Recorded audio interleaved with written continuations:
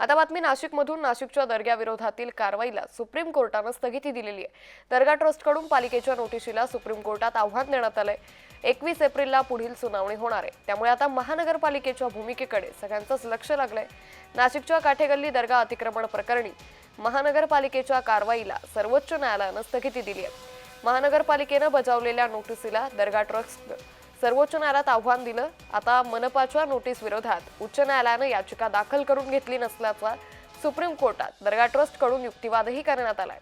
महानगरपालिकेने अतिक्रमण मोहीम राबवल्यानंतर सर्वोच्च न्यायालयात सुनावणी पार पडली। नोटीस दिल्यानंतर पुढील कारवाईला स्थगिती देण्याचे आदेश उच्च न्यायालयाने तातडीने केले। त्यामुळे आता या पुढची सुनावणी ही 21 एप्रिलला होणार आहे। यावेळी महानगरपालिका नेमकी काय बाजू मांडते याकडे सर्वांचंच लक्ष लागलेलं आहे। त्यामुळे दर्ग्याविरोधातील कारवाईला आता सुप्रीम कोर्टाने स्थगिती दिल्याचं पाहायला मिळतंय। नाशिकमध्ये काठेगल्ली भागातील या धार्मिक स्थळाच्या अतिक्रमणावरून मोठ्या प्रमाणात वाद उफाळला होता। गेले काही दिवस हे प्रकरण चांगलं चर्चेत असताना आता दर्गा ट्रस्टकडून या निर्णयाला आव्हान देण्यात आलंय। या संदर्भात अधिक माहिती घेऊयात आमचे प्रतिनिधी किरण गोटूर यांच्याकडून। किरण, नाशिकच्या या दर्ग्याविरोधातील कारवाईला सुप्रीम कोर्टाने स्थगिती दिलेली आहे, काय अधिक माहिती?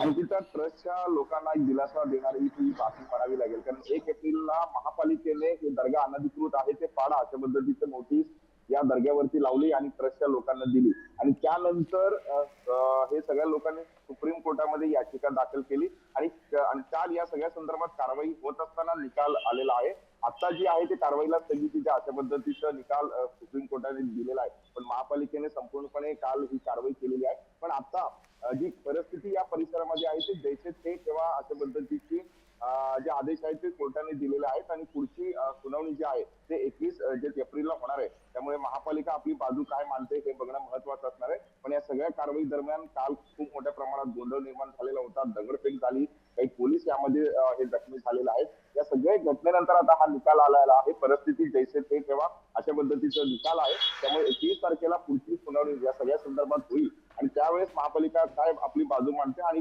एकूणच काय निकाल येतो हे बघणं महत्वाचं असेल। निश्चित, त्यामुळे एकंदरीतच पुढची सुनावणीमध्ये महापालिकेकडून कशा पद्धतीने भूमिका घेतली जाते हे सर्व पाहणं अतिशय महत्त्वाचं ठरणार आहे। तुर्तास धन्यवाद किरण, आपण दिलेल्या सविस्तर माहितीसाठी।